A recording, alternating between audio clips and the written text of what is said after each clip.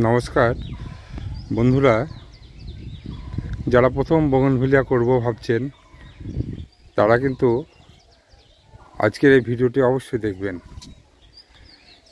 এই যে দেখতে পাচ্ছেন, যেটি আমি দেখাচ্ছি, এটা হচ্ছে মাহারা রেড। প্রচুর পরিমাণে ফুল দেয়, বছরের 2-3 বার এই গাছ থেকে কিন্তু ফুল পাবেন।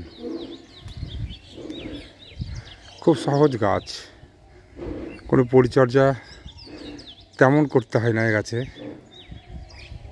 যেমন রোদ সহ্য করতে পারে, এমনিতেই বোগনভিলিয়া প্রচুর পরিমাণে রোদের প্রয়োজন হয়। বৃষ্টির জলেও কিন্তু এর কোনো ক্ষতি হয় না।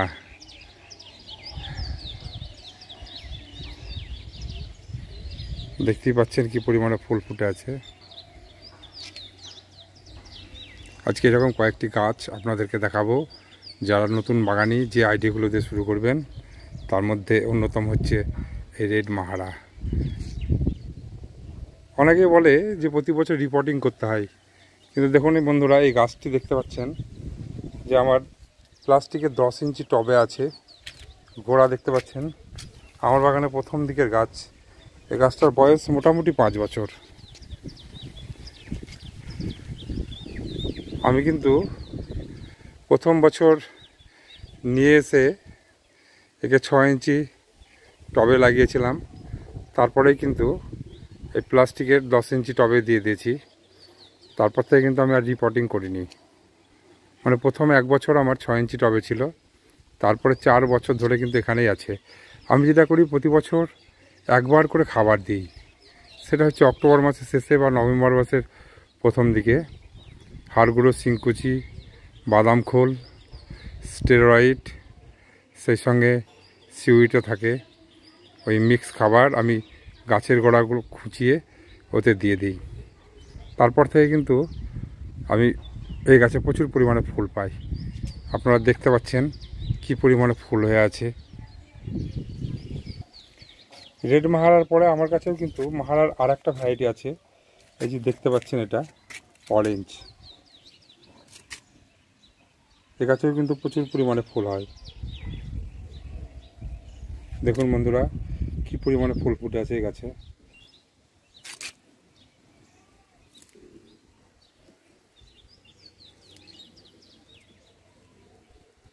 গ্রীষ্মের প্রচণ্ড তাপে ফুলটা অনেকটা ফ্যাকাশে হয়ে গেছে, ফেড হয়ে গেছে, তবুও কিন্তু সৌন্দর্য কিন্তু অতুলনীয়। মাহারা গ্রুপের প্রত্যেকটা গাছেই কিন্তু প্রচুর পরিমাণে আমরা ফুল পাই। বন্ধুরা, আরেকটি গাছ আপনারা করতে পারেন, খুবই ভালো ভ্যারাইটি, থিমা। একই গাছে পিঙ্ক এবং সাদা রঙের ফুল পাওয়া যায়। বছরের অধিকাংশ সময় কিন্তু এই গাছে ফুল থাকে। বিশেষ করে শীতকালে প্রচুর পরিমাণে ফুল দেয়। দ্বিতীয় ফ্ল্যাশিংয়ের সময়তেও কিন্তু আপনারা মার্চ মাস পর্যন্ত ভালো ফুল পাবেন, এবং এপ্রিলের প্রথম দিকেও কিন্তু এই গাছে প্রচুর ফুল থাকে। তারপরে ফুল হবে, কিন্তু ফুলের পরিমাণ কিন্তু অল্প হবে। এই থিমা ভ্যারাইটি কিন্তু খুব ভালো একটি ভ্যারাইটি। এটিও কিন্তু আপনারা করতে পারেন। এরও কিন্তু খুব যত্ন লাগে না, একদম মাহারার মতনই অল্প যত্ন কিন্তু এই গাছ হয়। তো এটাও খুব একটা ভালো ভ্যারাইটি। এটাও কিন্তু আপনারা আপনাদের বাগানে রাখতে পারেন। বিশেষ করে যারা নতুন গাছ করছেন তারা অবশ্যই এটি রাখবেন। এরপরে এই যে দেখা যাচ্ছে হলুদ রঙের ফুল, এটা হচ্ছে লেডি মেরি বেয়ারিং। অসম্ভব সুন্দর একটি ভ্যারাইটি। এই গাছও কিন্তু খুব কষ্ট সহিষ্ণু। এই গাছ সহজে মরে না, বিশেষ করে কোনো বোগনভিলিয়া সহজে মরে না। দীর্ঘদিন ধরে আমাদের দেশে এই ভ্যারাইটিগুলো, মানে আইডিগুলো প্রচলিত হয়ে আসছে। তাই এই গাছ আপনারা অবশ্যই করতে পারেন। প্রথম দিকে যারা বাগান করছেন তারা অবশ্যই এই গাছগুলো দিয়ে শুরু করুন, দেখবেন গাছ আপনাদের মরবে না।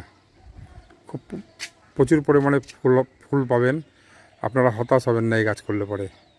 এটাও ঠিক ওই আমার প্রথম যে মাহারাটা আপনাদের দেখালাম, রেড মাহারা, ঠিক সেই সময় এই গাছটিও আমি নিয়েছিলাম। দেখতেই পাচ্ছেন, একেও প্রথমে আমি 8 ইঞ্চি টবে প্রতিস্থাপন করেছিলাম। তারপরে একে আমি প্লাস্টিকের 10 ইঞ্চি পটে দিয়ে দিয়েছি।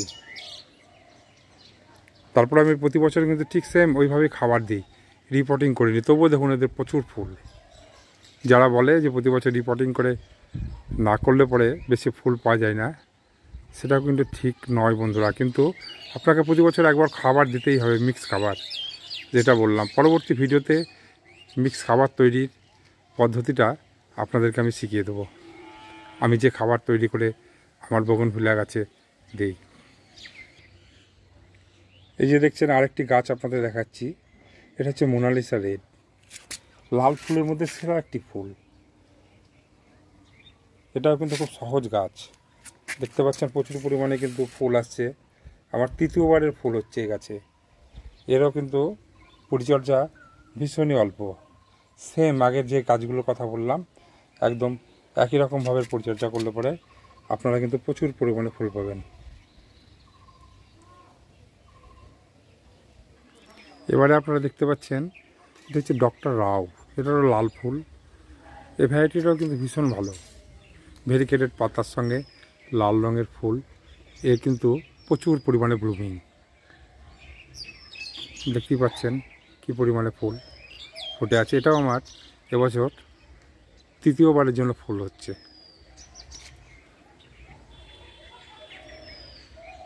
এই ভ্যারাইটিগুলো কিন্তু আপনারা করবেন, আপনাদের যারা প্রথম ছাদ বাগানে বগনভিলিয়া করবেন তারা অবশ্যই করবেন। এই ভ্যারাইটিগুলো খুব সহজে করা যায়। এর পরিচর্যা এবং খাবার পদ্ধতি আগের গাছগুলোর ক্ষেত্রে যা বলেছি সেম। এবারে যেটি দেখাচ্ছি আপনাদেরকে, এটিও কিন্তু খুব সহজ গাছ। এটা হচ্ছে চকলেট ব্রাউন। এটা তো আমার কাছে তৃতীয়বারের জন্য ফুল এসছে, প্রচুর পরিমাণে কিন্তু ফুল হয় বন্ধুরা এ গাছেও। এটাও কিন্তু আপনারা করতে পারেন। তারপরে এই যে দেখছেন এটাও কিন্তু একটা সুন্দর ভ্যারাইটি, হলুদ রঙের ফুল হয়।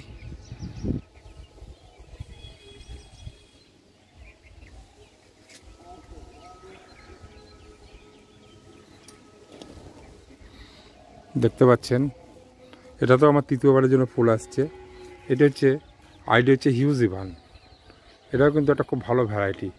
এই গাছগুলো আপনারা যারা প্রথম বাগানে বগনভিলিয়া করব ভাবছেন তারা অবশ্যই করুন, আপনারা নিরাশ হবেন না, প্রচুর পরিমাণে ফুল পাবেন এবং খুব সহজভাবেই এই গাছগুলো কিন্তু করতে পারবেন। শেষবারের মতো আবারও বলছি, বগনভিলিয়া গাছ কিন্তু মরে না, আপনারা যদি নিজে থেকে না মেরে ফেলেন। শুধু একটু মেনটেন্যান্স করবেন, জল আর খাবার খুব বেশিও কিন্তু প্রয়োজন হয় না।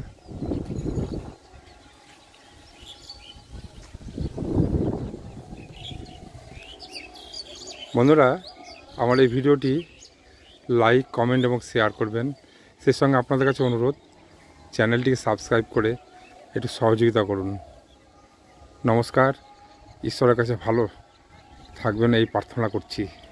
সবাই ভালো থাকবেন, নমস্কার।